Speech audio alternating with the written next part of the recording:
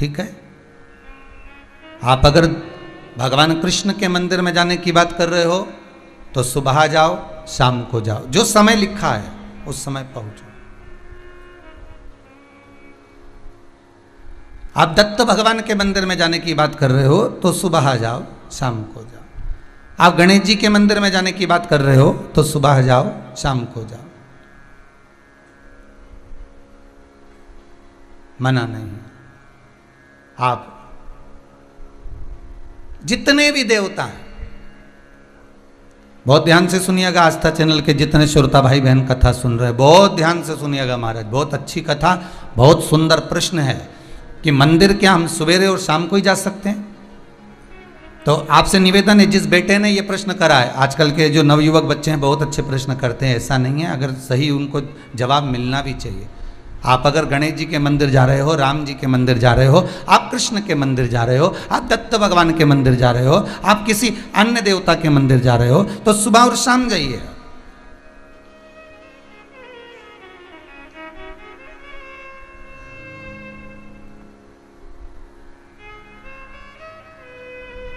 पर यदि आप शंकर और जगतजननी जगदम्बा के मंदिर में, दुर्गा के मंदिर में, भवानी के मंदिर में अगर जा रहे हो तो कोई समय नहीं है। क्यों? क्योंकि माँ और बाप के रूम में बेटा कभी भी जा सकता है।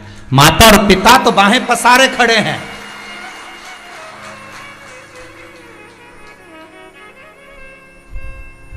मेरे राम अयोध्या के राजा हैं।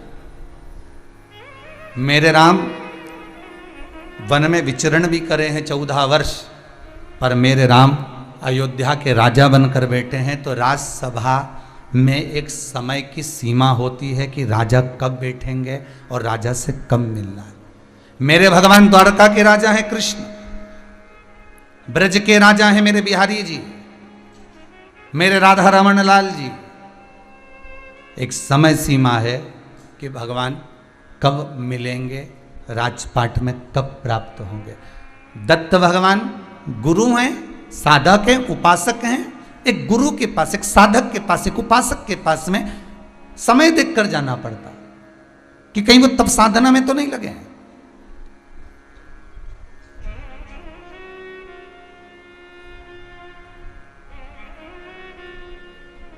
गणेश जी महाराज बुद्धि के देवता हैं।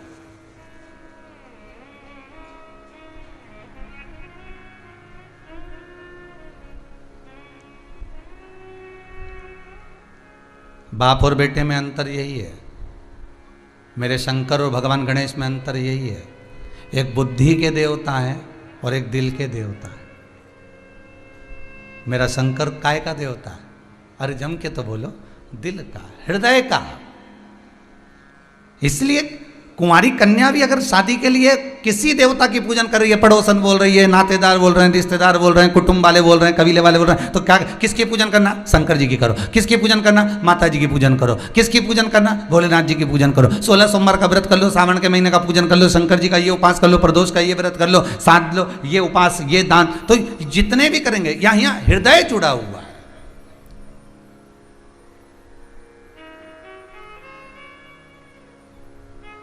जो बहुत ज्यादा बुद्धि लगाता हो ना, जरा उससे कम मिलने का प्रयास करना। जो हर चीज में बुद्धि लगा है, यहां काय को आए। अब ये जो इतना बढ़िया रोड बन गया, तो ये खड्डा महाराज ने क्यों करवाया?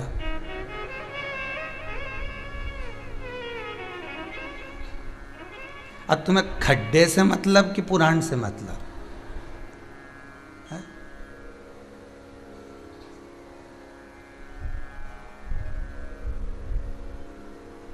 हर चीज में जो बुद्धि लगा है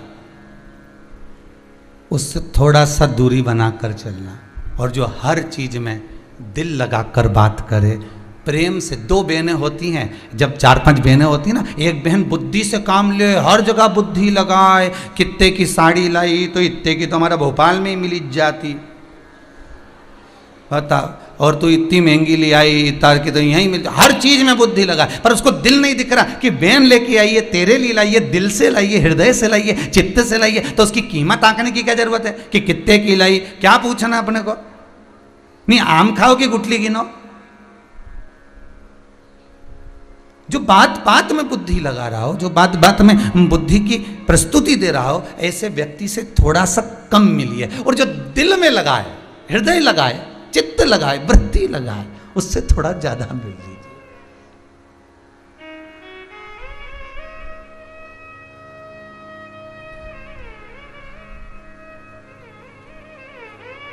ना कुछ घट गया होता, ना कुछ लुट गया होता, जो तुमने क्रोध में कहा यदि वही प्रेम से कहा होता। बस केवल अगर प्रेम से कहा है, दिल से कहा है, हृदय से कहा है, मन से कहा गया है, तो वो कार्य तुरंत हो जाएगा, तुरंत। एक किसी जाओ कहीं स्टेशन पर जाना, रिजर्वेशन कराने, या बिजली का बिल जमा करने जाना, या कहीं ऐसी जगह जाओ किसी ऑफिस में, और वहां जाकर जरा अच्छा जम के बोलना, है जरा ये कर दे मेरा, अच्छा चिल्ला के बोलना, वो करेगा? लाइन लगाओ, चलो लाइन लगाओ, उधर से जाइए, उधर से जाओ, जल्दी निकलो इधर से, चलो उधर से जाओ, लाइन लगा जाओ। और अगर वही बात अपने प्रेम से कही होती, काका जी कैसे हो, अब काका जी भी बाल खुजारिया है, कभी पहचानता तो था ही नहीं, काका कैसे लग गया। ये हृदय की बात है, दिल की बात है। काका जी बहुत जल्दी है, आज बच्चे को स्कूल भेजना है, गाड़ी में लेकर आ गया हूँ, मेरा क्या टिकट कर दोगे, क्या मेरा ये बिल जमा कर दोगे? तो वो भी कह देगा रख दे रुक जा, और सामने वाले से कह देगा जरा रुक जा बेचारे का टिकट। वो तूने तुरंत फॉर्म भर दिया, तुरंत टिकट कर दिया, या तुरंत बिजली का बिल जमा कर दिया। प्रेम, यहाँ संपदा नहीं दी गई है, यहाँ धन नहीं दिया गया, यहाँ दौलत नहीं दी गई है, केवल प्रेम दिया।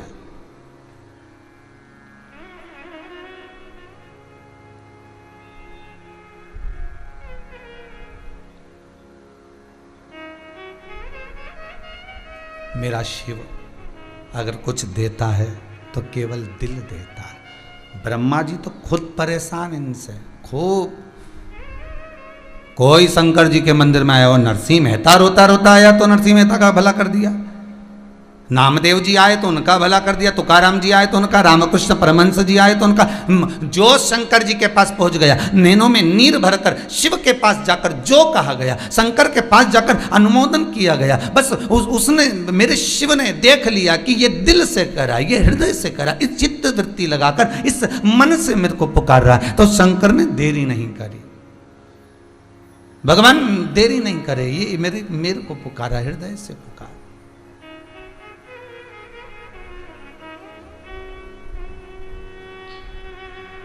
इसने बुद्धि नहीं लगाई है, इसने विवेक नहीं लगाया, और इसने जो लगाया बस केवल हृदय लगाया, हृदय लगाया। आप सबसे निवेदन है, एक राधा जी का चरित्र है। एक बार भगवान कृष्ण ने राधा जी से कहा, राधा मुझे वो देना जो मेरे पास में नहीं है। पार्वती जी शंकर जी से कहती हैं तुम्हें चाहिए क्या? शंकर जी कहते हैं मुझे वो देना जो मेरे पास में नहीं है। राधा कृष्ण दोनों के संवाद में भगवान कृष्ण कहते हैं, राधा मुझे वो दे दे जो मेरे पास में नहीं है। तो राधा जी की सखी ललिता जी बोली, भगवान के पास में, भगवान को सबसे ज्यादा प्रिय वस्त्र है, पीताम्बर है, अंबर है, एक काम करते भगवान को पीताम्बर दे देते हैं। भगवान बोले तुम्हारे पीताम्बर का करूंगा क्या, क्या करूं तुम्हारे पीताम्बर का? एक उंगली उठाई थी, नानी बाई का 56 करोड़ का मायरा भर कर आया था। दूसरी उंगली उठाई तो द्रौपदी को 9,999 साड़ी दी आया था।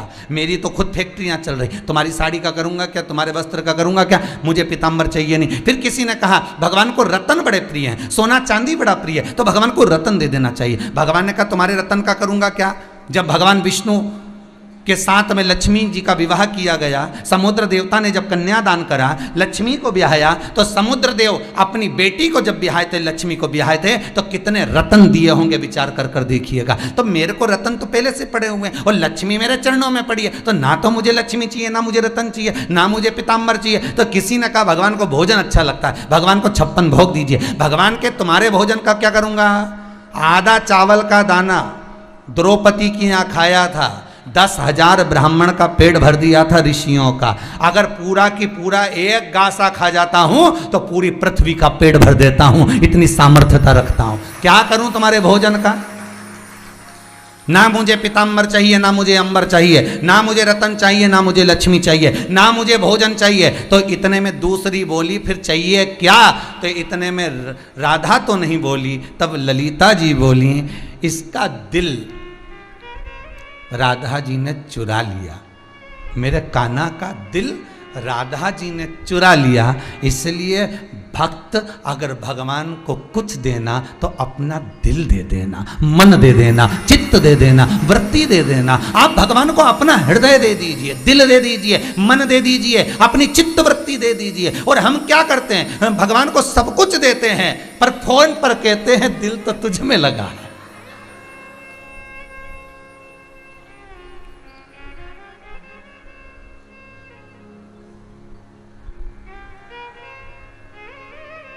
जिसको देना था उसको नहीं दे पाए।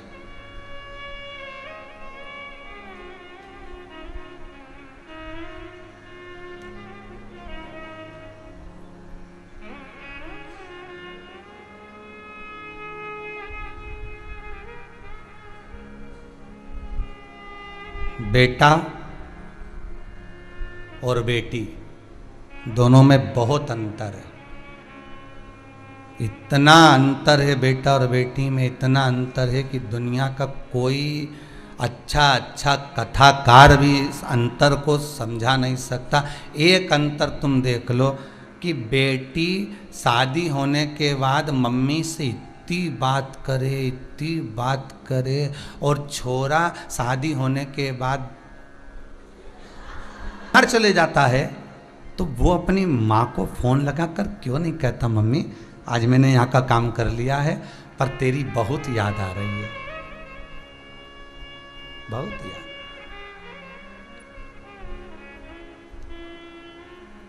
चार रोटियां होती हैं, रोटी बनाने वाले भी चार तरह के होते हैं। चार तरह की रोटी होती है। पहली रोटी माँ बनाती है, वो रोटी होती है वात्सल्यता की, वो रोटी होती है करुणा की। बेटा जब खाता है पेट तो भरा जाता है मां के हाथ की रोटी से, पर मन नहीं भरा पाता। दूसरे नंबर की रोटी होती है पत्नी बनाती है, उसमें त्याग होता है, उसमें समर्पण होता है। पति खाता है पेट भी भरा जाता है, मन भी भरा जाता है। तीसरे नंबर की रोटी होती है घर की बहू और बेटी बनाती है।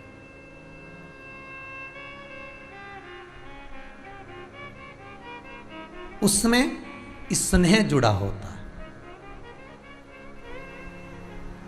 उसमें स्नेह जुड़ा है। और चौथे नंबर की रोटी है जो घर में दासी बनाती है, कोई नौकरानी चाकरानी, कोई बाई, कोई भाई, कोई आया, रोटी बनाई। चौथे नंबर की रोटी वो है ना तो उसमें पेट भराया और ना उसमें मन भराया, केवल खाना इसलिए है क्योंकि मैडम को ऑफिस जाना है, तो वो जो बनवाएगी वो खाना पड़ेगा, अपने को भी जाना, टाइम नहीं है तो यहाँ समय नहीं है तो खाना बनाने वाली लगी हुई है, वो बनाएगी। पर कितनी सुंदर बात गर्ग संहिता के अंदर लिखी और कितनी सुंदर बात भविष्य पुराण के अंदर लिखी कि भले कितने भी वीआईपी बन जाओ, कितनी भी नौकर तुम्हारे यहाँ काम करें, कितने भी चाकर तुम्हारे यहाँ काम करें, भले तुम्हारे चरण दबाने वाले लगे हों, पाँव में चप्पल पहनाने वाले लगे हों, भले तुम्हारा थूक झेलने वाले खड़े हों, पर यहाँ पर भविष्य पुराण कहती है जिस कक्ष में रसोई घर में भोजन बनता है उस रसोई घर में भले रोटी बनाने वाली बाई लगी हो, पर निवेदन भविष्य पुराण करती है कि घर की बहू बेटी या माता को सब्जी तो अपने हाथों से ही बनाना चाहिए, भले रोटी को ही बनाए। कितने भी नौकर लगे हो, कितने भी चाकर लगे हो, कितने भी आपके कर्मचारी लगे हो और कुछ भी करें, वो रोटी बना कर जाए, उससे कह दो सब्जी मत बनाना, सब्जी हम बनाएंगे, दाल हम बघारेंगे, तो उबाल दे, बघारेंगे हम, क्यों? केवल रोटी अकेली नहीं खाई जाती, काय से खाई जाती है? सब्जी से। उसने किसी भी भाव से रोटी बनाई हो, कुड़ कुड़ के बनाई हो, चाहे घर से टेंशन लेके आके आटा उसन उसन के रोटी बनाई हो, वो कैसी भी बनाएगी। और तुम पति को परसोगे तो भोजन परसने में जो सब्जी बनाई है आपने, जो दाल वगारी है, जो चटनी बनाई है आपने, जो भी कुछ पदार्थ बनाया है, सामग्री बनाई है, उसमें तुमने प्रेम से बनाया कि मैंने आज अच्छे से वगारी है, बहुत जोरदार वगारी, दिल से वगारी। तो जब वो रोटी किसी काम की नहीं, बस वो सब्जी में गई, डूब गई, और डूबी तो उसका जो स्वाद है, उसका जो प्रेम है, उस रोटी को संजोकर तुम्हारे उदर तक पहुंचा दिया। तो भविष्य पुराण कहती है बनवाओ जो बनवाना है तुमसे, मना नहीं। सारा काम करवाओ नौकर चाकर से, मना नहीं। पर रोटी भी बनवाओ, मना नहीं। पर सब्जी प्रयास करना।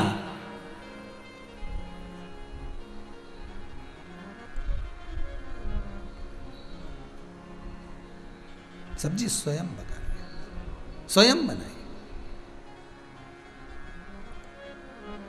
किसी भी देवता के यहां जाइए, समय देखकर जाओ, मना नहीं है। वहां लिखा रहता है सुबह 9 बजे से 12 बजे तक खुला रहेगा, 4 बजे से इतनी बजे तक खुला रहेगा। पर शंकर के मंदिर में कोई समय नहीं होता, माँ जननी जगदम्बा के मंदिर में कोई समय नहीं होता। माता वैष्णो देवी के मंदिर चले जाओ, बिजासन के मंदिर चले जाओ, सलकनपुर चले जाओ, मैहर चले जाओ, तुम जितने माता, देवास वाली माता के मंदिर चले जाओ, तुम जितनी चामुंडा के माता के मंदिर, कलकत्ता वाली माता के मंदिर, जितनी देवी के मंदिर जाओगे, जितने सिद्धपीठ जाओगे, सारी सिद्धपीठ में समय की कोई परिभाषा नहीं होती। माँ के दरबार में समय की सीमा नहीं होती। क्यों? क्योंकि माँ अपने बेटे से कभी भी मिल सकती है और बेटा अपनी मां को कभी भी पुकार सकता है, उसके समय की कोई सीमा नहीं है।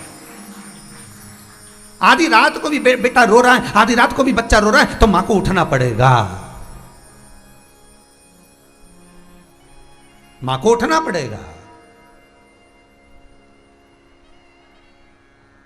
पहले एक भजन चलता था नवरात्रि में, हमने भी सुना था, आपने भी सुना होगा, बेटा जो बुलाए मां को आना चाहिए।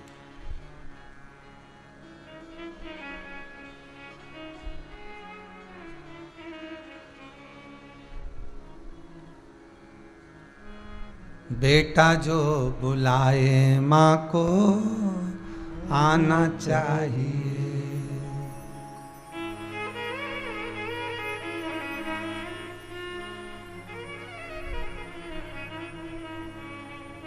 एक भाव कहा है किसी ने, चित्त जुड़ा है वह शिव और जगदम्बा, माता पार्वती, माँ शेरा वाली, दुर्गा, भवानी माँ। माँ का मंदिर कभी बंद नहीं होता, पिता का दरवाजा कभी बंद नहीं होता, वहां कभी भी जा सकते, कभी भी। शिव के द्वार कभी भी जाओ। जिस बेटे ने प्रश्न करा है कि भगवान के मंदिर सुबह शाम ही जा सकते हैं, नहीं बेटा, भगवान कौन से हैं, देवता कौन से हैं और किसके यहां जा रहे हो, अंतर है, अंतर है। 3 मित्र आपस में झगड़ा कर लिए जंगल में जाके। एक राम जी को भजता था, एक कृष्ण जी को भजता था, एक शंकर जी को भजता था। तीनों झगड़ा कर लिए। तीनों बोले मेरा, एक बोले मेरे राम जी के बराबर कोई देवता नहीं, एक बोला मेरे कृष्ण जी के बराबर कोई देवता नहीं, एक बोला मेरे शंकर जी के बराबर कोई देवता नहीं। तीनों झगड़ा कर लिए। तो तीनों में विचार करा, चल तू राम जी के बुला, तू कृष्ण जी के बुला, मैं शंकर जी के बुलाऊं। सबसे पहले कौन आए आज ही देख ले, बस जो पहले आएगा समझ लो बस वही देव। ठीक है। अब तीनों ने झगड़ा, तो बच्चे तो आपस में झगड़ लेते हैं, तीनों ने झगड़ा कर लिया। एक चिल्ला कर बोला, हे अयोध्या के राजा, हे नरेश, हे अवधपति, हे जानकी पति, अयोध्या छोड़कर जल्दी आओ मेरे राम। राघव मैं आपको पुकार रहा हूं, जल्दी पधारो अवध नरेश, आइए। उसने पुकारा, भगवान नहीं आए। दूसरा चालू हुआ, हे द्वारकाधिपति द्वारकेश, हे द्वारका के नाथ, हे मथुराधीश, हे मथुरा के राजा, हे द्वारका के राजा, शीघ्र आओ, मुझे आपकी जरूरत है, भगवान पधारो। और तीसरा बोला, कंकर को उठाया शंकर भोला, कहाँ है रे? इतने में तो भोला प्रकट, भोला सामने। भोला तो भोला, इन्हें कंकर उठाया, शंकर देखा ने भोला, वो तो तुरंत फिर आए राम जी, फिर आए कृष्ण जी। तो ये दोनों उनसे झगड़ा करने लगे, हमें सबसे पहले तुम्हें बुलाया, तुम क्यों नहीं आए? राम जी बोले, तूने कहा था अयोध्या नरेश पधारो, तो नरेश कोई ऐसे ही आए? अवध का राजा जब चलता है तो सेना भी तो तैयार करना पड़ती है, कि ऐसे ही प्रधानमंत्री यूं ही चल जाए? है? राष्ट्रपति प्रधानमंत्री को बुलाओ तो व्यवस्था तो करना पड़े ना, पहले से सेना वेना तैयार करो, साधो सब कुछ, मंच देखो, ये देखो वो देखो, नहीं 2-4 कुत्ता लेने घुमाओ, फिर देख के आओ कहीं कोई सामान तो नहीं पड़ा इधर उधर। तो कोई राजा ऐसी आ जाए? तो आपने कहा अवध नरेश आई है, अयोध्या के राजा आई है, तो राजा चलकर आएगा, सेना तैयार करेगा, एकदम कैसे आ जाएगा? और इतने में वो कृष्ण वाला बोले, तो आप नहीं आए द्वारकानाथ? द्वारकानाथ बोले, वो राजा हूँ, 16,108 रानियाँ हैं, सबके कमरे से निकलूं, द्वारका की सीढ़ी नीचे उतरूं, फिर सेना लूं, तैयारी करूं, फिर तो पहुंचूं। तो फिर इन्होंने राम जी और कृष्ण जी से पूछा, फिर ये शंकर जी इतनी जल्दी क्यों आ गए, तुम बताओ? तो दोनों राम और कृष्ण बोले, ये सबसे ज्यादा फ्री है,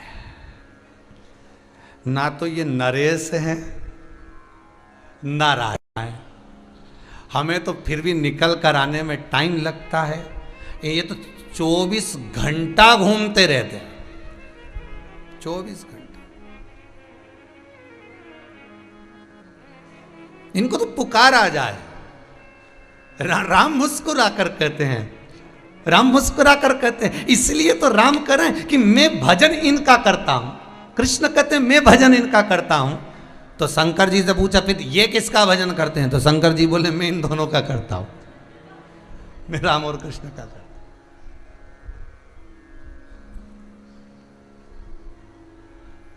ये दोनों मेरे हृदय में बसते हैं। शिव कहते हैं ये मेरी नसों में, ये मेरे रोम रोम में, ये मेरी चित्तवृत्ति में, ये मेरे हृदय में बस। मैं राम और कृष्ण का भजन कर रहा, राम और कृष्ण शिव का भजन कर रहा।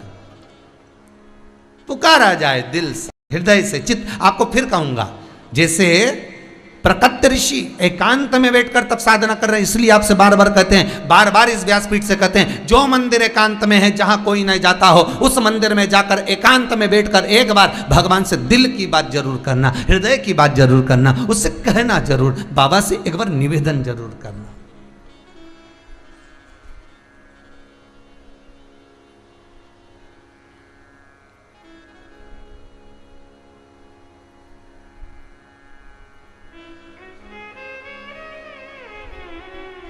कितना सुंदर उसके हृदय बात कही है, हृदय।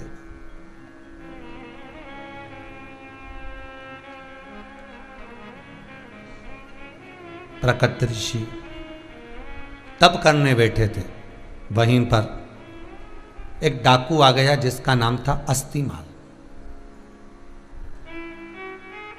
अस्तिमाल ने देखा सब दूर धन चुराया मैंने, ये ऋषि मंदिर में बैठकर तप कर रहा है, शंकर जी के मंदिर में बैठकर तप कर रहा है, मतलब इसके पास माल बहुत है, क्योंकि इतने दिन का बैठा है, क्या खा रिया होगा, तो कुछ तो होगा इसके पास में। ये अस्तिमाल इस प्राकत्य ऋषि के पास पहुंच गए, प्राकत्य ऋषि से जाकर बोले, ए बाबा, ए बाबा उठो। हिलाया बाबा को, बाबा हिलकर उठे, क्या क्या हो गया, कौन हो? मैं अस्तिमाल डाकू। तो प्रकट ऋषि ने कहा, मेरे पास काहे के लिए आया हो? धन लेने के लिए आया हूं। कितना माल है तुम्हारे पास, अब भी निकालो, जल्दी निकालो। प्रकट ऋषि बोले, मेरे पास माल होता तो मैं यहां होता, यहां।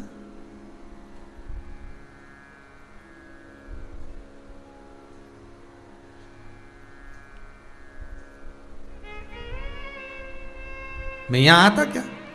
तब साधना मेरे पास, मुझे धन का लोभ नहीं है, मुझे धन की कोई आसक्ति नहीं है, मुझे तो भगवान का भजन करना है, शंकर का भजन करना है। मैं तो मंत्र जाप में डूबा हुआ, और आप आस्तिमाल तुम मेरे पास धन लेने आए हो। अगर धन तुम्हें कहीं लेने जाना है, कहीं डाका डालना है, तो कहीं दूसरी जगह जाकर धनपति क्या डालो। इतने में तो आस्तिमाल को क्रोध आ गया, और क्रोध आकर जो गुस्सा आया, और गुस्सा आकर धक्का मारा प्राकत ऋषि को। प्राकत ऋषि शंकर के शिवलिंग से टकरा गए, और शिवलिंग से टकराते सी प्राकत ऋषि के सिर में से खून बहना चालू हो गया।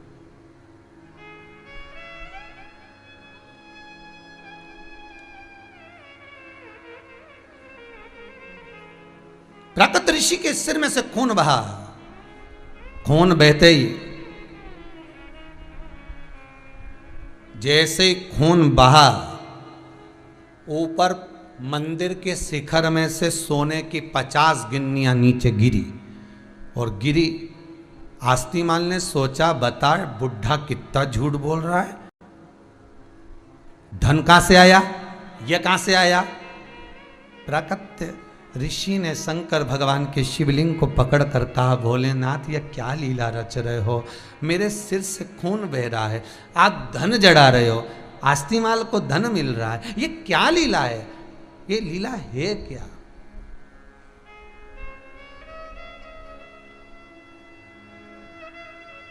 क्या लीला है।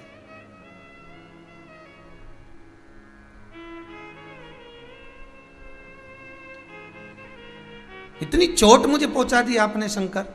हे शंभु, हे शंकर भोलेनाथ, मैं आपका भजन कर रहा हूं, मैं आपकी उपासना कर रहा हूं, और आप इतना मुझे रक्त निकलवा रहे हो, इतना रक्त।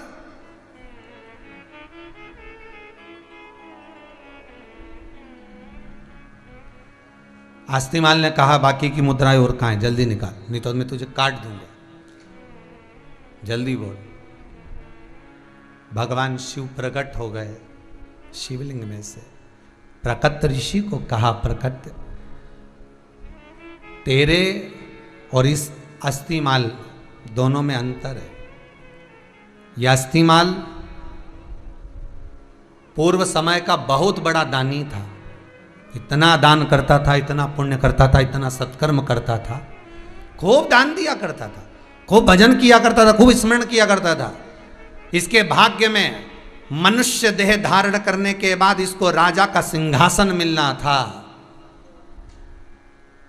पर यह पृथ्वी पर आकर चोरी कर कर डाकू का पद पा गया, और थोड़ा थोड़ा चोरी करने लगा, तो आज इसको केवल इतनी ही सोने की मोहरें भाग्य में मिल पाई। और सुनो प्राकत ऋषि, तुम पूर्व समय में एक मछुआरे थे, मछली पकड़ते थे, और मछली पकड़कर एकाग्रित करते, वो मछलियां तड़पती मरती, उसके मरने का पाप तुम पर चढ़ा हुआ था।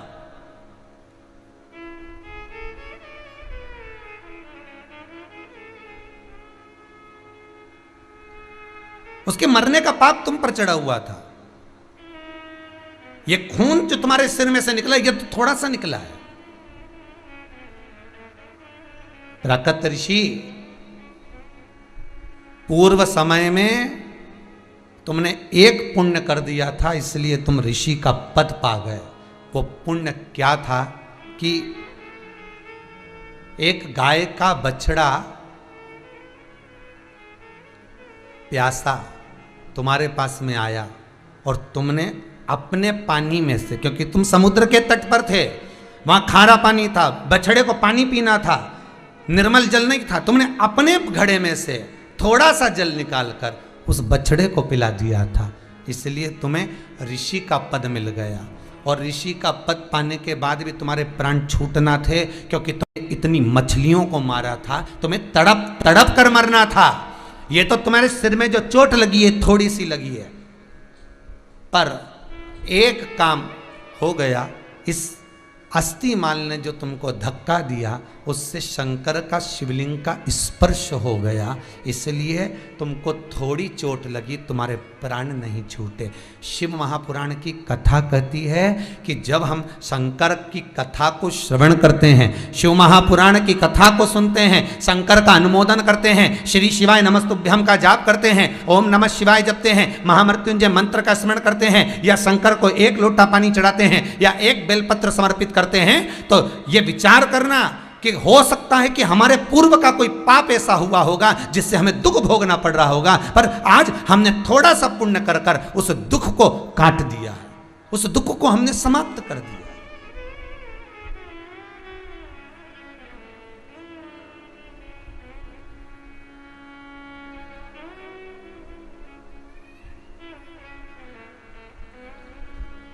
उस दुख को हमने समाप्त कर दिया। महाराज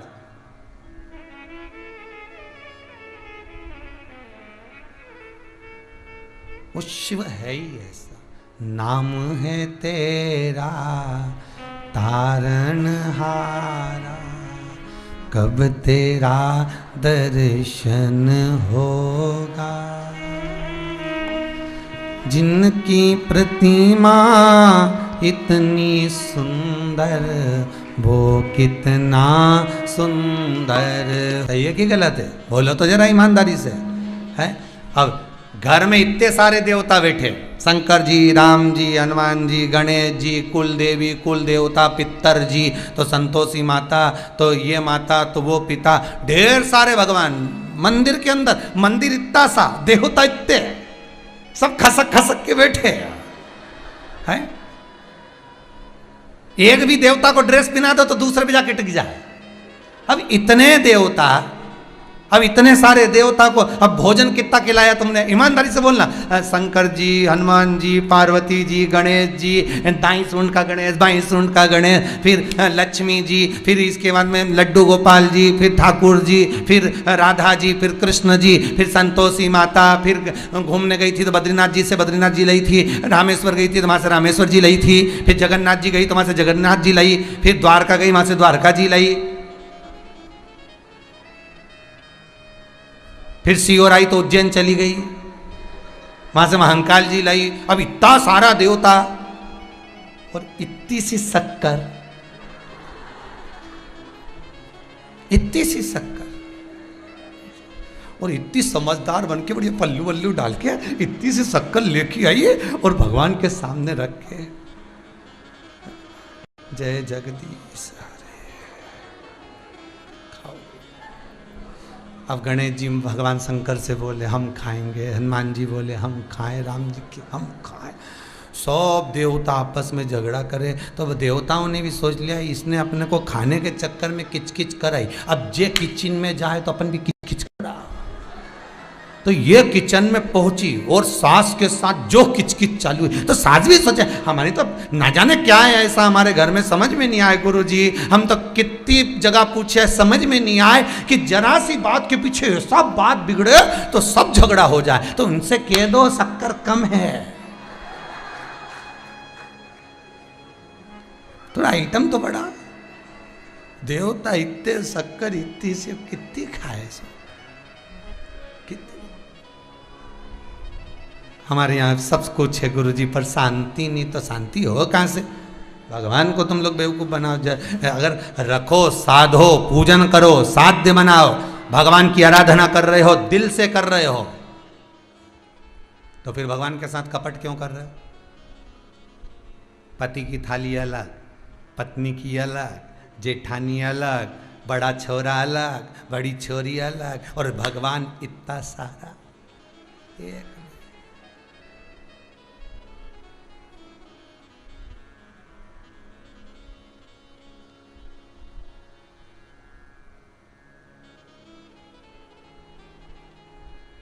हमारी जो दादी जी रहीं गोलोकवासी लीलाबाई जी मिश्रा, श्रीमती लीलाबाई जी मिश्रा दादी जी थी, उनका एक नियम था, जितने हमारे घर में भगवान थे नहीं, सारे भगवान के भोग भी अलग रखती थी और दिया भी अलग लगाती थी। एक भगवान इतनी शक्कर लेके बैठती थी, इतनी जितनी आपको दिखाई, पर प्लेट इतनी बड़ी बड़ी 2-3 प्लेट रखती थी, सब में रख देती है गणेश जी तुम्हारा, शंकर जी तुम्हारा, हनुमान जी तुम्हारा, राम जी तुम्हारा। और इतनी देर में वो 4 जनी जी में, इतनी देर में ये एक बत्ती लगाए उतार के वापस धर दे, दूसरी बत्ती लगा के रख दे, तीसरी बत्ती लगा के, चौथी बत्ती लगा, फिर रख दे, फिर 4 देवताओं की प्लेट की शक्कर कटोरी में डाल ले, फिर दूसरे 4 देवता को धो के मैं थाली में तो जल तो रहे स्नान का, मैं धोती जाए, मैं फिर भोग लगा दे, फिर बाकी का देवताओं के सबके भोग लगा के, सबके दिया लगा के, तब पूजन कंप्लीट करके फिर उठती मन में। तो हमको तो लगता है कि आज हमको अगर कुछ भगवान कृपा कर रहा है तो ये वही अलग अलग दिया और बत्ती का असर होगा, इसलिए भगवान कहीं कृपा कर रहा होगा। कहीं पूर्वजों का किया हुआ पुण्य सामने जरूर आता है, बेटे का किया गया पाप पूर्वजों को भुगतना जरूर पड़ता है। ध्यान दीजिएगा दोनों बातों को। पूर्वजों में जो पुण्य कर गए हैं, दादा दादी आपके जितने बुजुर्ग पुण्य कर गए, कोई शंकर को 1 लोटा पानी चढ़ाए, कोई अनुष्ठान करे, कोई दान करा, कोई पुण्य करा, कोई सत्कर्म करा, उसका भाग तुम्हें जरूर मिलेगा अवश्य। और आप जितने लोग शिव महापुराण की कथा को भले फेसबुक पर सुन रहे हो, यूट्यूब पर सुन रहे हो, 40-40, 38-38 हजार लोग मोबाइल ले लेकर बैठे हुए हैं। मैं धन्यवाद देता हूं आपको, आपकी भक्ति को, जो आप श्रवण कर रहे हैं। आपकी कथा को सुनने का जो भाव है, आपकी कथा सुनने की जो लगन है, आपकी कथा सुनने की जो रुचि है, ये रुचि केवल तुम्हारे तक नहीं रहेगी, तुम्हारी 71 पीढ़ी को तार देगी। ये रुचि वो नहीं है अकेली केवल वही रुचि है कि आपने कथा, नहीं, कथा आप सुन रहे हो, पर आपकी रोमावली में, आपके इस रक्त के अंदर जो आपके पूर्वजों का रक्त बह रहा है, उन पूर्वजों को वो तार रहा है।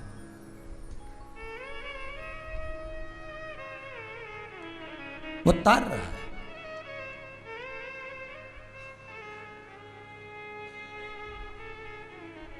वो कहीं ना कहीं प्राप्त हो जाता है, किसी ना किसी रूप में। शंकर का अनुभव, शंकर का अनुवादन, शंकर का स्मरण, शिवलिंग का स्मरण, शंकर का आनंद सुख, जीवन का एक आनंद देने वाला।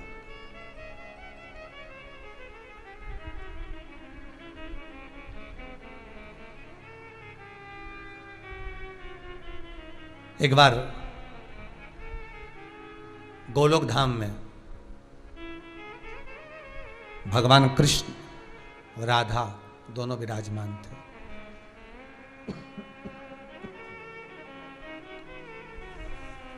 गोलोक धाम में दोनों विराजमान हैं, राधा भी है, कृष्ण भी है। अब राधा और कृष्ण दोनों विराजमान थे, तभी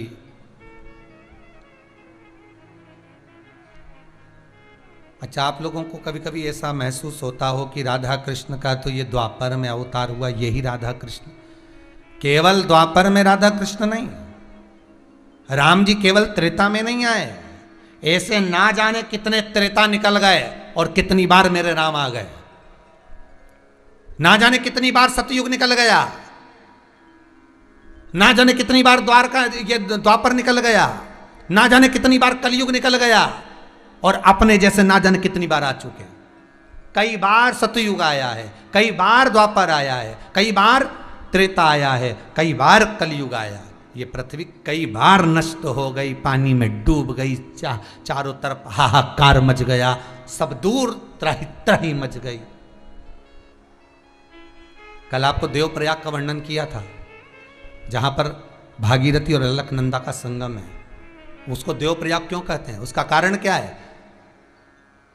स्कंद पुराण में कहा गया, जब बारंबार सृष्टि जब पूर्ण तरह से जल में मग्न हो जाती है, संपूर्ण पृथ्वी जब नष्ट हो जाती है, तो देवता भी सोचते हैं, विचारते हैं कि हमें कहाँ जाकर रहना है।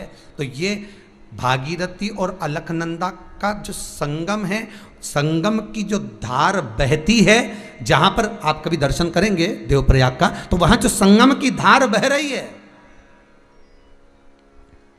भागीरथी का जल अलग दिखेगा आपको और अलकनंदा का जल अलग दिखेगा। तो इस संगम की धार का जहां मिलन हुआ है, उस धार का स्थान देवप्रयाग में ये 33 कोटि देवताओं के विश्राम का स्थल रहा था।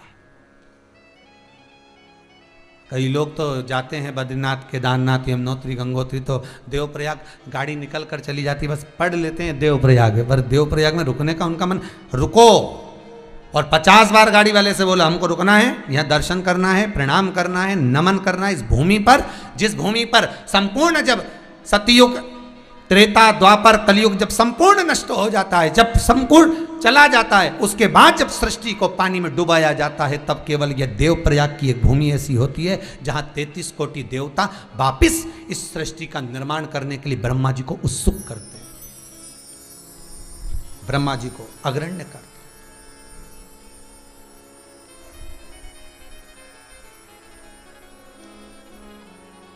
ये देवप्रयाग की भूमि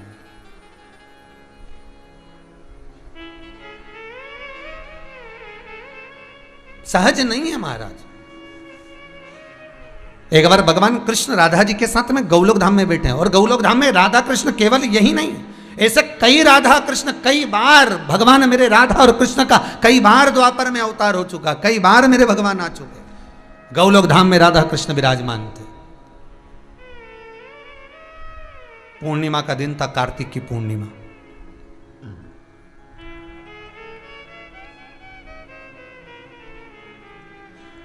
सुंदर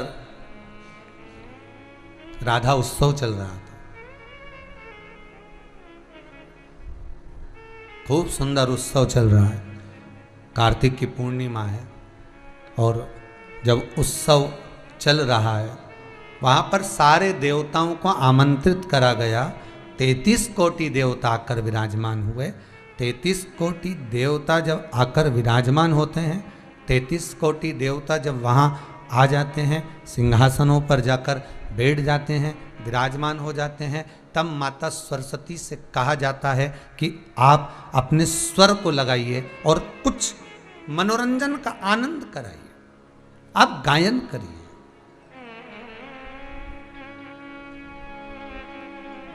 सरस्वती मैया ने जब गाना प्रारंभ करा, माता सरस्वती ने जब अपना गायन किया, माँ शारदा जो बोलना प्रारंभ करी, माता सरस्वती जैसे ही गायन प्रारंभ करा, सारे 33 कोटि देवता शुद्ध बोलकर, आनंद कर कर बड़े उत्सुकता में, बड़े आनंद में, उमंगता में भर गए, सबकी सब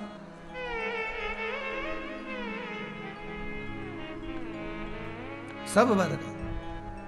और जब सब आनंद में भर गए, सरस्वती मैया ने जब गायन बंद करा, सरस्वती मैया ने जब भजन गाना, गायन करना, बीना बजाना जब बंद किया, तो बंद करते ही सारे देवताओं ने सरस्वती मैया को कुछ न कुछ दिया।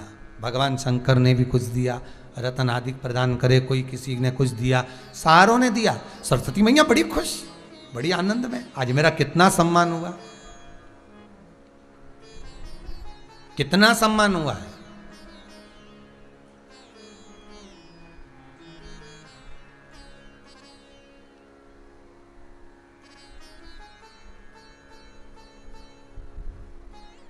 अब इतना सम्मान सरस्वती माँ का हुआ है, इतना आदर माता सरस्वती का हुआ है, सारे देवता बैठे थे, उसमें से देव ऋषि नारद ने एक बात शंकर जी को कह दी।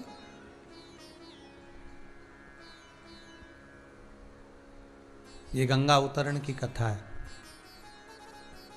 गंगा शिव महापुराण चल रही है। गंगा का जल कैसे बना, ये वो कथा है। शायद आपने कभी सुनी कि नहीं सुनी, पता नहीं, पर देवी भागवत का यह पावन चरित्र, शिव महापुराण का, लिंग पुराण का, स्कंद पुराण का यह पावन चरित्र जो आप श्रवण कर रहे हैं, इस जीवन को उतारने वाला, कि गंगा का जल बना कैसे था। अपन ने तो कह दिया कि ब्रह्मा जी के कमंडल से गंगा निकली, अपन ने तो कह दिया कि भगवान विष्णु के चरणारविंद से गंगा निकली, विष्णुपदी कहलाई, ब्रह्मा जी के कमंडल में गई, शंकर जी के मस्तक पर गई, वहां से निकलकर सीधे गौमुख पर आई, गौमुख से सीधे निकलकर गंगोत्री में आई, गंगोत्री से निकलकर देवप्रयाग में आई, देवप्रयाग से निकलकर ऋषिकेश पहुंची, ऋषिकेश से निकलकर हरिद्वार पहुंची, हरिद्वार से निकलकर बहती बहती प्रयागराज पहुंची, प्रयागराज से काशी पहुंच गई, काशी से कलकत्ता पहुंच गई, गंगा सागर पहुंच गई। हमने तो कह दिया कि ये गंगा का जल, पर गंगा का जल बना कैसे, क्यों इसको आनंदित करते हैं, क्यों इसमें वो बल होता है कि अच्छे अच्छे रोग को मिटा देता है, अच्छे अच्छे रोग को मिटाने की इसमें सामर्थ्यता है, गंगा के जल में है। जब विदेशी जब भारत पर इन अंग्रेजों का जो भाव था, रह रहे थे, आक्रमण कर रखा था, ये अंग्रेज जब अपने देश जाते थे तो कोई दूसरा जल भर कर नहीं ले जाते थे। 15-15, 20-20 दिन का सफर करना रहता था तो गंगा का जल भर कर ले जाते थे। कोई पूछते थे कि गंगा का जल क्यों ले जा रहे हो, तो कहा ये 20 दिन तक भी खराब नहीं हो, 1 महीने तक भी खराब नहीं हो। और वहां से जब जल लेकर आते थे अपने देश से तो वो 2 दिन में कीड़े पड़ जाते थे, सड़ जाता था, बोतल में बदबू आने लगती थी, गंध आने लगती थी। जैसे गीले कपड़े नहीं होते, उस गीले कपड़े में कैसी बदबू आती है, वैसा ही पानी में गंध आने लगती थी। किसी भी नदी का जल भर कर रखोगे उसमें कीड़ा पड़ सकता है, वो काला पड़ सकता है, पर गंगा जल में वो तत्व छुपा हुआ है, गंगा जल में वो आनंद छुपा हुआ है कि गंगा का जल कितने भी समय भर कर रखना, कितने भी समय तक रखना, सालों साल तक रखना, पर जब निकलेगा तब गंगा का जल निर्मल निकलेगा, ना कीड़ा होगा ना उसमें कुछ मिलने वाला, बस वो निर्मलता ही देगा, सुखता ही देगा।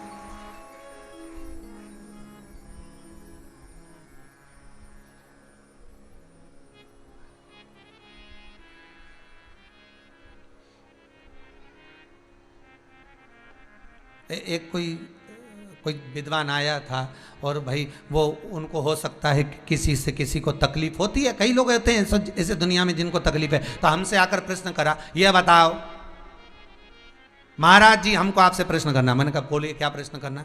हमें ये पूछना है इतनी सारी दवाई बनती है वो असर नहीं करती, बाबा रामदेव जो दवाई बनाते हैं वो असर क्यों करती। हमने कहा बड़ा भारी प्रश्न किया तुमने दादा। हमको लग गया था कि ये बाबा रामदेव से थोड़ा बहुत, अब वो तो व्यापारी से ईर्ष्या भाव कहीं ना कहीं, तो इनकी दवाई इतना काम क्यों करती है। तो हमने एक ही सटीक बात की, देख भैया उनकी जितनी भी फैक्ट्री है नहीं, जितनी भी काम करे हुए वे हरिद्वार से करे। हरिद्वार में क्या है, गंगा के जल में वो तत्व छुपा है कि उसका पानी जिसमें मिलेगा और औषधि काम कर जाएगी और उसका कल्याण अपने आप हो जाएगा। तो वहां से निकला है ना।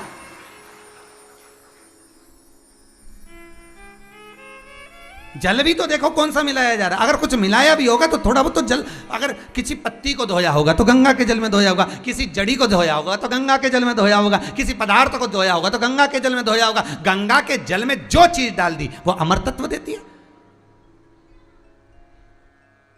अमर तत्वता रहती है।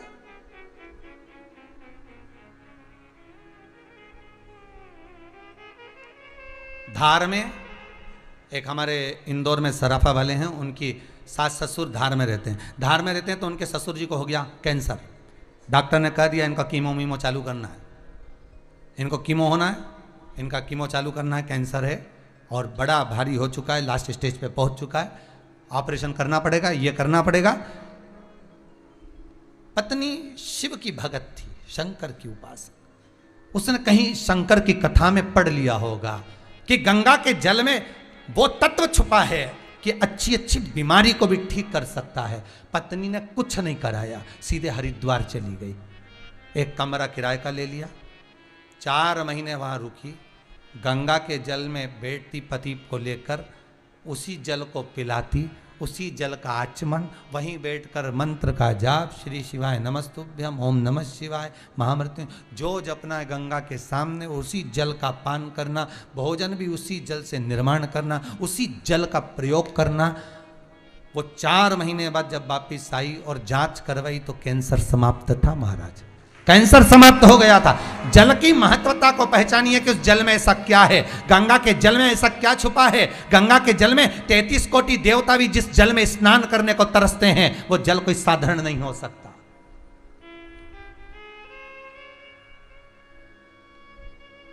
गंगा का जल तो निर्माल्य है ना। निर्माल्य का मतलब जानते हो, भगवान पे चढ़ा हुआ फूल जो उतर जाता है वो क्या कहलाता है, निर्माल्य। जो भगवान से उतर गया वो निर्माल्य। तो गंगा का जल तो निर्माल्य है, शंकर की जटा में से निकल रहा है, शिव पर से चढ़ के निकल रहा है। जब शंकर जी पे से उतर कर निकल रहा है, शिव पे से चढ़ के निकल रहा है, तो फिर उसको तो भगवान राम को स्नान नहीं कराना चाहिए, फिर भगवान कृष्ण को नहीं नहलाना चाहिए, फिर देवी देवता को नहीं नहलाना चाहिए। पर 33 कोटि देवी देवताओं को गंगा के जल से प्राण प्रतिष्ठा का समय हो, चाहे अभिषेक हो, चाहे अनुष्ठान हो, 33 कोटि देवी देवता को गंगा के जल से स्नान कराया जाता है, गंगा के जल से नहलाया जाता है। क्यों? भले निर्माल्य हो, पर गंगा का जल वो आनंद है क्योंकि 33 कोटि देवताओं के आनंद सुख से प्रकट हुआ है। ये देवी भागवत का प्रसंग है। राधा और कृष्ण बैठे हुए हैं अपने गौलोक धाम में। ये केवल अभी की कथा नहीं, कई द्वापर की पहले की, कई सतयुग, कई निकल गए त्रेता, कई द्वापर निकल गए। उस समय राधा कृष्ण अपने गौलोक में विराजमान थे और उस समय पर 33 कोटि देवता बैठे राधा उत्सव का आनंद ले रहे थे। तभी उसी समय पर सरस्वती ने गायन किया, सबने सब कुछ दिया सरस्वती को। देवर्षि नारद तो नारद थे, देवर्षि नारद जी ने कह दिया, कितना सुंदर गाती है सरस्वती, कितना सुंदर। 4-5 गाने वाले बैठे हों, या 4-5 विद्वान पंडित बैठे हों, या 4-5 अच्छे सुनार बैठे हों, या 4-5 अच्छे कपड़े सिलने वाले बैठे हों, या 4-5 समझ जाओ कटिंग करने वाले खवासदा बैठे हों, 4-5 अच्छे विद्वान कोई भी बैठा और उनके सामने तुम एक की तारीफ कर दो ना, दूसरे का मुंडा उतर जाए। मतलब हमें तो कटिंग करना ही नहीं आता, मतलब हमें तो कुर्ता ही सिलना नहीं आता, मतलब हमको तो गाना ही नहीं आता, यही गवैया आया। अब नारद जी ने कह दिया, कितना सुंदर गाई सरस्वती। पार्वती जी बैठी थी शंकर जी के बाजू में, शिव जी से बोली, इसको सिखाया किसने?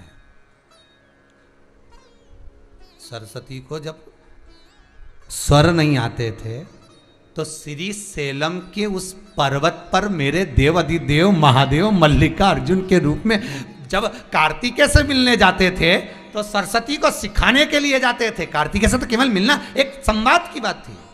सरस्वती को स्वर दिया, सरस्वती को नृत्य सिखाया। इसलिए आज भी सरस्वती पूजन में सरस्वती की पूजन नहीं, नटराज की पूजन होती है। किसकी मूर्ति? नटराज। शिव ने दिया है ज्ञान, तो पार्वती जी बोली, आपने ज्ञान दिया, आप गुरु और ये चेली, खाने वाली चेली नहीं, ये चेली। अब ऐसी चेली तुम्हारी, कितना सुंदर गाया, सब कुछ इनने पाया और आपका तो कहीं नाम ही नहीं लिया। अच्छा, कई लोगों को बहुत डर भी लगता है, जो लोग भले बैठकर कथा लिख लें, कथा रिकॉर्डिंग कर लें और कथा बोलते भी हैं, पर उनको बड़ा भय रहता है कि हमने ये कथा किसके मुंह से सुनी थी। बताएंगे नहीं, बोलेंगे कथा में, सब बोलेंगे, क्योंकि उन्होंने लिख लिख के रखी। सियर वाला महाराज जो बोला सब लिख लिख के उन्होंने धर लिया, रख लो, बहुत अच्छी कथा लिख, अब रख तो ली, अब जब कथा करो तो बोलो, और बोलो तो, पर ये नहीं बोलता है कि ये तो सरस्वती ने नहीं कहा कि मुझे शंकर भगवान ने सिखाया। सरस्वती एक बार भी नहीं बोली गायन में, सबका गुणगान करा, पर शिव का नहीं, महाराज शंकर का नाम नहीं लिया। अब तो नारद जी ने जैसे ही बोला कितना सुंदर गाई, तो पार्वती जी ने मन में सोचा, मेरे पति के बराबर दुनिया में कोई गा भी नहीं सकता। अपने पति की बुराई कभी नहीं सुनना जिंदगी में। वो टेढ़ी चोटी वाली बाई को याद कर लेना, भला है बुरा है जैसा भी है, मेरा पति तो मेरा देवता है। वो भाई याद कर लेना, कभी लाल रिबन बांधती थी, कभी नीला बांधती थी, उसको याद कर।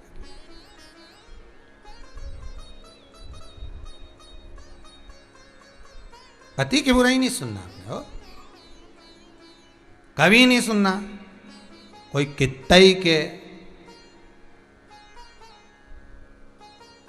एक छोरी के तो गुस्सा आ गया एक बार अपने मायका में कह दिया एक दिन माँ ने, थारा पति तो बेवड़ा है। इके तो गुस्सा आ गया।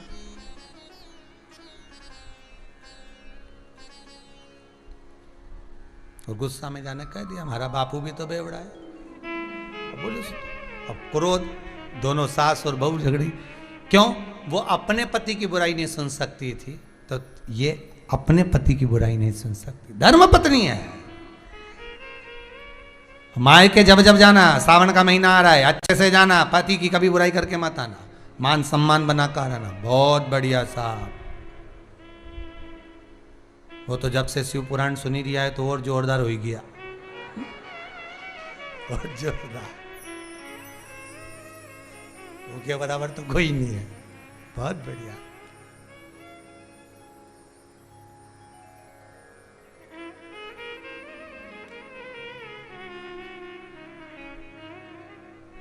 एक तो गाने याद करना पड़ेंगे मेरे को भी, भला है बुरा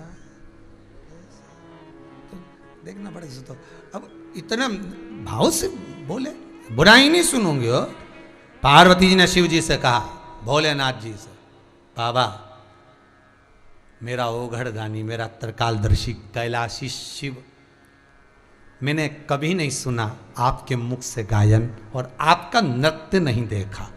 वो की है तो वो जो स्टेज पे हो रही थी ना, वो तो 10-11 बजे 12 बजे, अक्षतम केशवम राम नारायणम, वो तो पूरी हो गई। और इनकी तो 10-11 बजे तो चालू हुई, सुबह 4 बजे भी इनके कहीं नहीं हुई, तो चलने दो। तांबा का हंडा तो धरो पानी, और जो गम्मत चले ने, 2 गाने बैठे ने 2 छुट्टी लगाए, फिर 2 गाने बैठे ने 2 छुट्टी लगाए, और चलती रहे बस ये। तब बाजू वाले ने कहा 7:30 बज चुकी है, गम्मत बंद। तब इनने चाय माय पी, घर गए, मुंडा धोया, पत्नी के तो मालूम तब भी आया। 2 तरह के, एक सरस्वती मैया ने भजन गाया और एक शंकर जी ने गाया। अब शंकर जी कौन सा गाए? जो गाए, जितने बैठे थे भगवान की गायकी में इतने डूब गए, इतने डूब गए, इतने डूब गए कि इनके सुध नहीं रही। 33 कोटि देवताओं का शरीर पिघल गया, जल बन गया। वो जल शंकर जी के चरणों में जाकर पड़ गया, वो जल गंगा जल बन गया, वही जल ब्रह्मा के कमंडल में गया। 33 कोटि देवता जल का रूप धारण कर लिए। 33 कोटि देवता। गंगा का जल केवल गंगा का जल नहीं है, एक नदी नहीं, एक सरोवर नहीं, गंगा ताल नहीं, गंगा नदी नहीं, गंगा माँ है। 33 कोटि देवताओं का संजोया हुआ जल गंगा का जल है। कोई सहज है? देवी भागवत कहती है कि वो गंगा जल सहज नहीं है महाराज।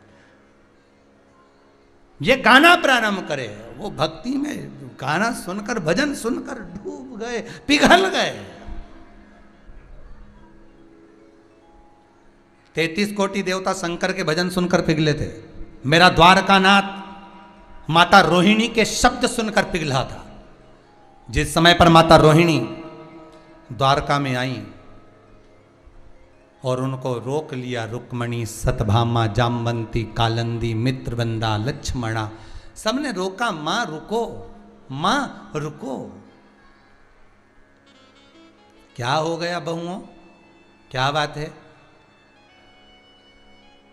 मां, हमने सुना है भगवान कृष्ण की कथा, जब वृंदावन में रहे, ब्रजरज में रहे, गोकुल, बरसाना, नंदगांव, मथुरा, जितनी जगह पर भगवान रहे, उनकी लीला को हमको सुनना है। माँ, आप तो ब्रज में रहती थीं, कन्हैया आपके आंगन में खेलते थे दाऊ भैया के साथ, आपको तो कृष्ण की सब लीला मालूम होगी ना माँ, हमको कह दो।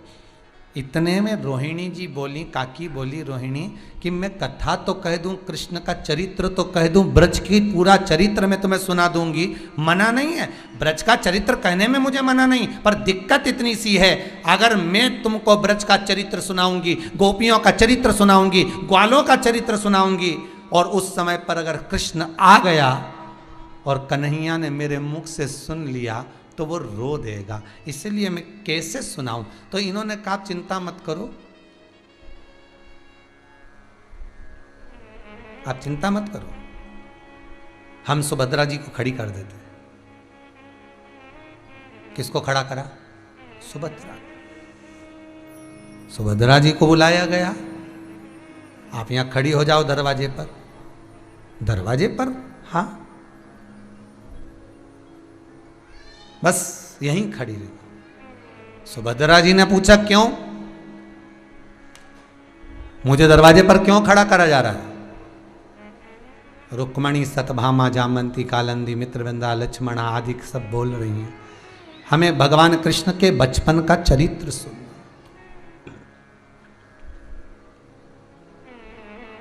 हमें कृष्ण के बचपन का चरित्र श्रवण करना।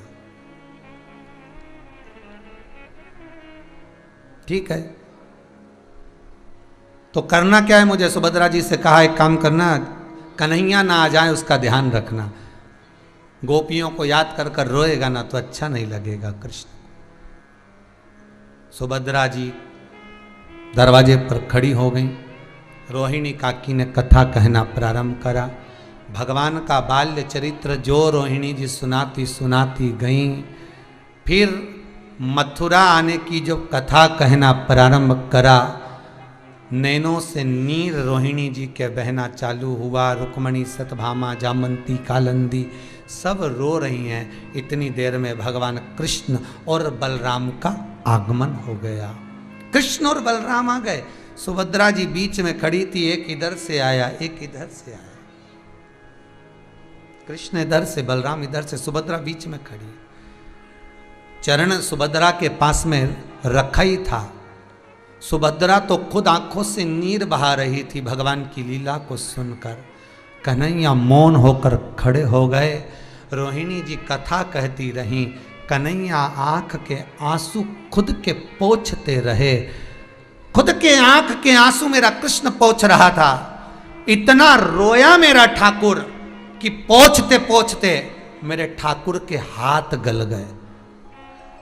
जो रोहिणी जी ने दर्शन किया कि ठाकुर के हाथ नहीं दिख रहे, भगवान कहते हैं ये बलराम, ये सुभद्रा, ये कृष्ण का दर्शन बिना हाथ का अगर कहीं होगा तो जगन्नाथपुरी में होगा, क्योंकि मैं गोपियों के लिए रोया हूं, मैंने ब्रजवासियों के लिए रोया हूं। एक बार मेरे ठाकुर का हस्त वहां गला था, और दूसरी बार ये देवी भागवत कहती है, स्कंद पुराण कहती है, लिंग पुराण, नर्मदा पुराण कहती है, ये गर्ग संहिता कहती है, कल्याण का गंगा अंक कहता है कि एक बार 33 कोटि देवता जब रुदन करते हैं, रुदन नहीं कर सकते, प्रेम के उस भक्ति में जब डूब जाते हैं, इसको रुदन नहीं कहेंगे, इसमें डूब जाना, भगवान शंकर के गायन में अपने तत्व को भूल जाना, अपने आप को भूल जाना। जब व्यक्ति स्वयं को भूल जाता है ना तो फिर कुछ नहीं रहता। स्वयं को भूल गया, ये कुछ भी नहीं इसके पास। जब व्यक्ति अपनी मस्ती में आता है ना, अपनी मस्ती में, अपनी मस्ती, मुझे मेरी मस्ती कहाँ लेके आई, मुझे मेरी मस्ती कहाँ लेके आई, कहाँ लेके आई, कहाँ लेके आई। ये 33 कोटि देवताओं के लिए।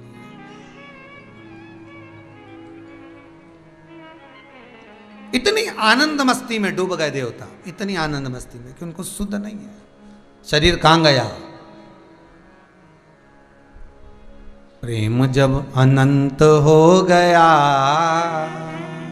रोम रोम संत हो गया। शंकर के भजन की गायकी में, शिव के गायन में, शंकर के संबोधन में इतने डूब गए कि सुध नहीं पड़ी, सुध चली गई। कई लोगों की आदत रहती है, सब कथा में इतने डूब जाते हैं उनको मालूम ही नहीं पड़ता, मालूम ही नहीं पड़ता कि कहां क्या है।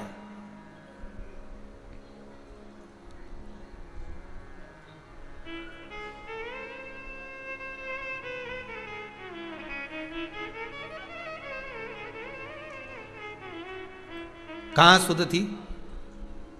भगवान जब बंसी बजाते थे तो गोपियां सुध रखती थी?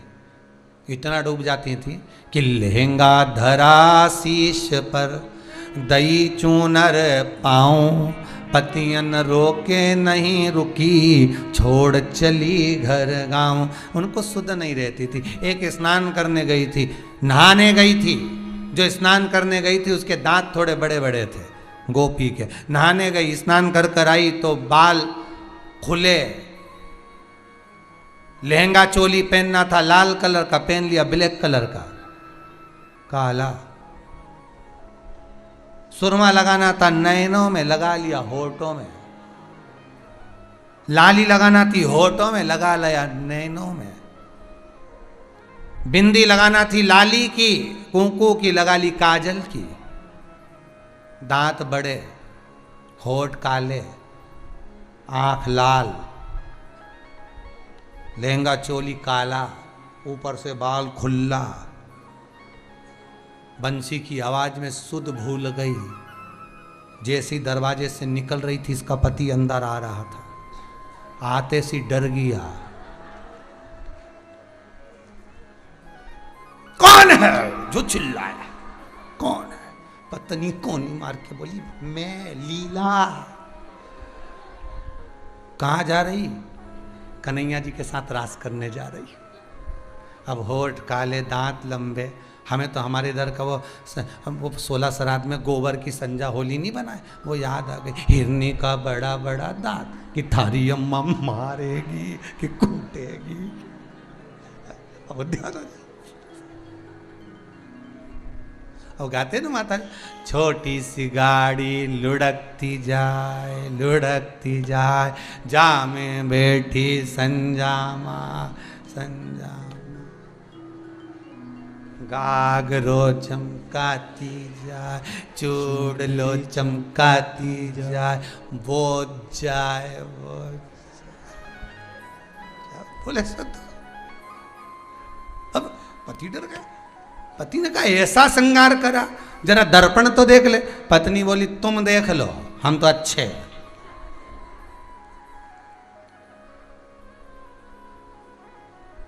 रावण और दशरथ जी में यही अंतर था। दशरथ जी दर्पण खुद देखे थे, उन्होंने देख लिया था, बाल सफेद हो गया तो राम जी को राज दे दिया था। और रावण को कोई कहता था कि दर्पण देख लो तो रावण गुस्से में आ जाता था, तू देख ले। रावण और दशरथ जी में यही अंतर। भगत और क्लेशी में यही अंतर होता है। भगत जो होता है ना, वो दर्पण देखना खुद देखता है कि अपने भीतर की कमी क्या है, अपने भीतर का अहम को मेरे को निकालना है। और जिसके भीतर अहंकार बहुत होता है ना, वो दर्पण देखने की पसंद नहीं करता। वो तो जब देखे तो बस यही देखे, कितना जोरदार, बस अहम और बढ़ जाए। और अब शुद्ध नहीं रहती थी, जैसे गोपियों को शुद्ध नहीं थी। भगवान की बंसी की आवाज में क्या जादू था, शुद्ध नहीं थी। ब्रजवासी कहते हैं, कभी कभी आपने सुना होगा भागवत जी में, हमने तो किसी के मुख से सुना है कि ओ नंद लला, जो तुम होते नंद लली। अच्छा हुआ नंदराय जी तुम्हारे घर में इतना सुंदर लड़का हुआ, इतनी सुंदर लड़की हो जाती तो। ओ नंद लला, जो तुम होते नंद लली, तो गले कट जात करोड़न के। अच्छा हुआ इतना सुंदर छोरा हुआ, इतनी सुंदर छोरी हो जाती तो न जाने कितने तो बावड़ी में डूब के मर जाते जाके चक्कर में। इतने सुंदर वो लोग बोलते ना, जो गोरे होते तो क्या करते मनमोहन, तेरे काले रंग पर तो दुनिया लुट जाती है। बस कृष्ण जैसे बंसी बजाते थे, गोपियां सुध भूल कर चली जाती थी, ध्यान नहीं रहता था। उसी तरह राधा उत्सव में, गौलोक धाम में, जब मेरे शंकर ने गाना प्रारंभ करा, सुध भूल गए सारे 33 कोटि देवता, जल का रूप ले लिया और जल के रूप में सब एकत्रित होकर शिव के पास आ गए, शंकर के पास आ गए। शिव जी ने देखा कि ये जल इतना बहता हुआ आया।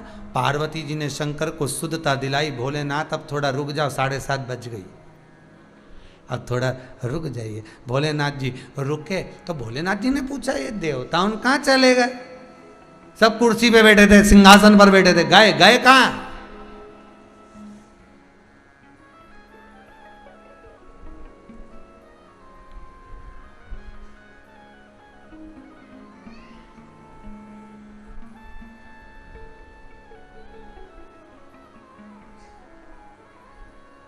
बहुत बहुत अंतर होता है, बहुत अंतर। अरे गए कहाँ ये सारे के सारे?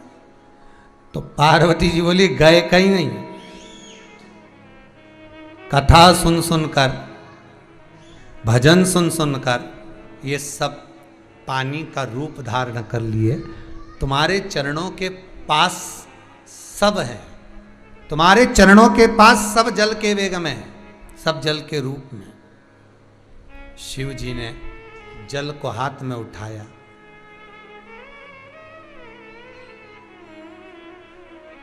ब्रह्मा जी को याद किया, ब्रह्मदेव आए, इस जल को आप रखिए।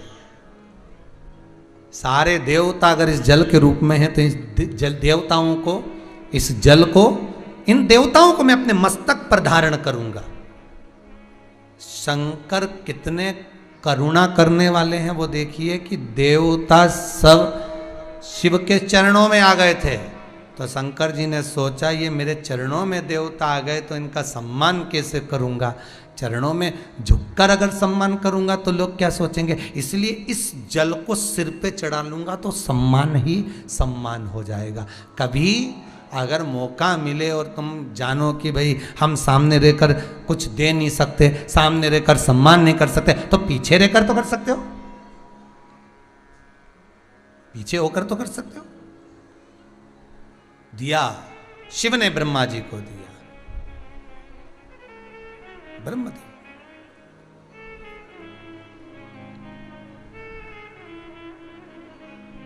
भगवान विष्णु आए, शिव से कहा, भोलेनाथ, शंभु, शंकर, हे त्रिकालदर्शी, हे कैलाशी, हे अविनाशी, हे शिव, करुणा सागर, निवेदन स्वीकार करिए। शिव बोले क्या क्या निवेदन? बस निवेदन केवल इतना सा है, हे शंभु, हे शंकर, हे त्रिकालदर्शी, हे कैलाशी, हे अविनाशी, इतनी करुणा करो, ये 33 कोटि देवता जिस जल के रूप में एकत्रित हुए हैं, ये जल अपने मस्तक पर धारण करो। शंकर कहते हैं समय आएगा तब मैं इस गंगा के जल को अपने सिर पर धारण करूंगा, अपने मस्तक।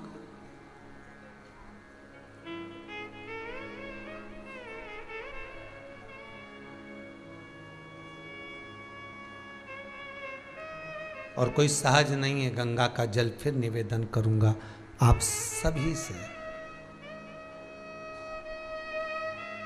कल कल करता हुआ जब बहकर गोमुख से निकलता है, ना जाने कितनी औषधियों को लेकर, ना जाने कितनी औषधियों को लेकर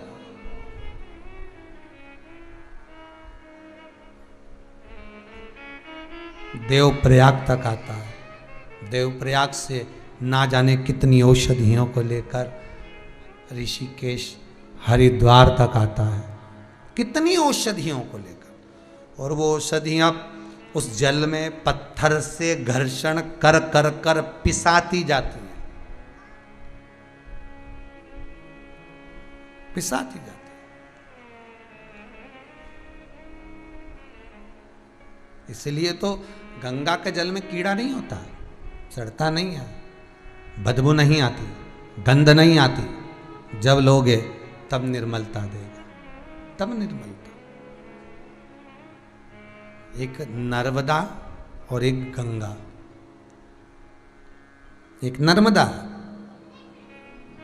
शास्त्र कहता है, लिंग पुराण कहती है, शिव महापुराण कहती है कि नर्मदा का कंकर शंकर है,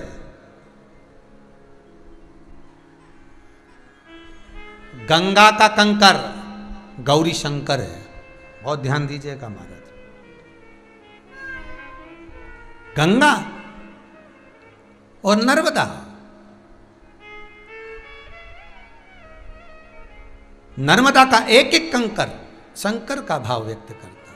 आप नर्मदा जी, शिव महापुराण की कथा में पहले भी कहा आपको, जब शिवलिंग कथा कह रहे थे, शायद पिछले वर्ष की बात होगी। अगर आप लोगों ने नहीं सुनी हो तो हमारे चैनल पर जाकर और उस कथा को निकालकर अवश्य श्रवण करें।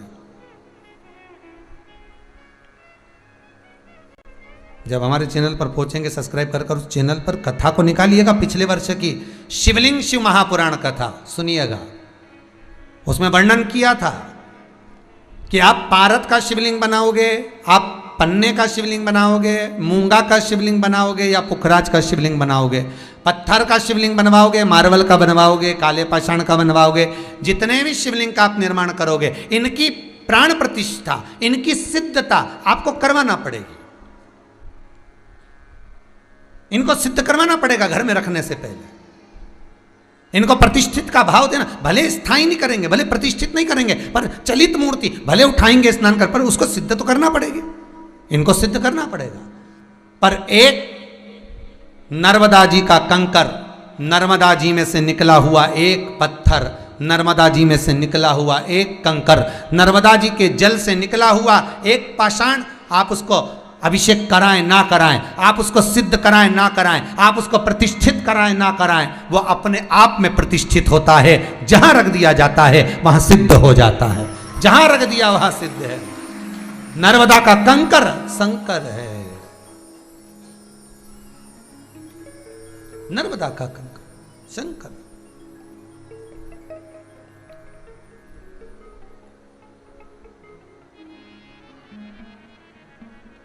इसलिए त्वदीय पाज पंकजम नमामि देवी नर्मदे। नर्मदा का एक एक कंकर शंकर है और गंगा का एक एक कंकर गौरी शंकर है। गंगा की एक बालू, गंगा की एक रेत, उसका एक कण गौरी शंकर है। एक एक कण गौरी शंकर है हमारा, अलग नहीं, केवल शंकर नहीं, गौरी शंकर। तो गौरी शंकर क्यों कहा? गंगा के कंकर को गौरी शंकर क्यों कहते हैं? गंगा की बालू रेत को गौरी शंकर क्यों कहते हैं? गंगा के जल में से निकला हुआ पाषाण गौरी शंकर क्यों कहलाता है? क्यों कहते हैं उसको? लिंग पुराण कहती है, जब भगवान शंकर के तेज पुंज को सूर्यदेव अग्निदेव ने लाकर गंगा जी को दिया, तो गंगा जी के जल ने शंकर भगवान के तेज पुंज को रखकर उससे पुत्र को प्रकट किया। 6 पुत्र गंगा के जल से प्रकट हुए थे, षडानंद कार्तिकेय। जब वो 6 पुत्र उत्पन्न हुए, रोते एक साथ, दूध पीते एक साथ, बड़ी दुखी हो गई गंगा मैया। तब गंगा जी ने विचार करा क्या करा जाए। गंगा जी ने ऋषियों की पत्नी कृतिकाओं को बुलाया। कृतिकाओं, इन पुत्रों को आप संभाल लो। कृतिकाओं ने एक एक पुत्र बांट लिए, उनको संभालने लगी, पर वो 6 ही रोए तो एक साथ, दूध पिए तो एक साथ, पानी पिए तो एक साथ, बड़ी दुखी हो गई कृतिकाएं। कृतिकाओं ने सोचा करे क्या। तब कृतिकाओं ने विचार करा कुछ ना कुछ तो करना पड़ेगा। कृतिकाओं ने बालक को सुलाया 6 ही को, हाथ में गंगा का जल लिया। हे गंगा मैया, अगर हमने अपने पति की सेवा परमेश्वर मानकर करी है, पति के चरणों का स्तमन करा है, स्मरण करा है, तो ये 6 ही एक हो जाए। गंगा जी का जल गिरते ही 6 बालक एक हो गए। मुख 6 थे, शरीर एक था। कृतिकाओं ने एक करा था, इसलिए गंगा जी ने उनका नाम कार्तिकेय रख दिया था। गंगा का जल, गंगा मैया शंकर भगवान के पुत्रों का पालन भी करिए। 6 बेटे और 5 बेटी गंगा के जल से प्रगटी हैं भगवान शंकर की।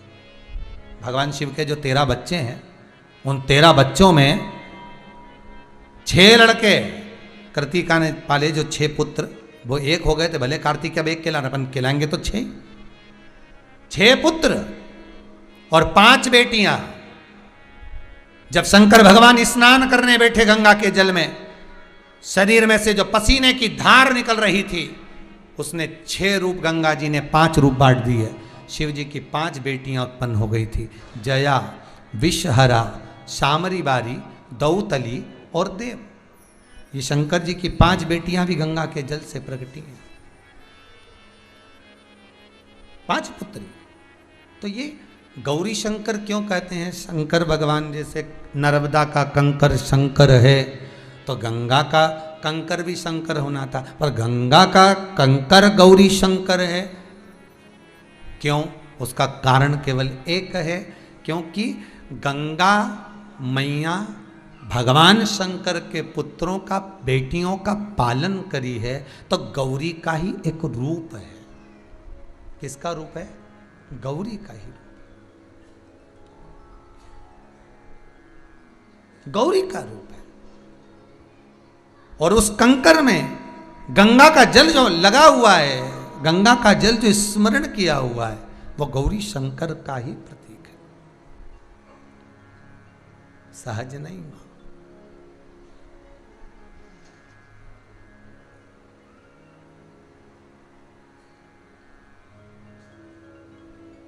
मानो तो मैं गंगा माहूं, ना मानो तो बहता। ये आपके ऊपर है, आप क्या मान सकते हो गंगा जी को।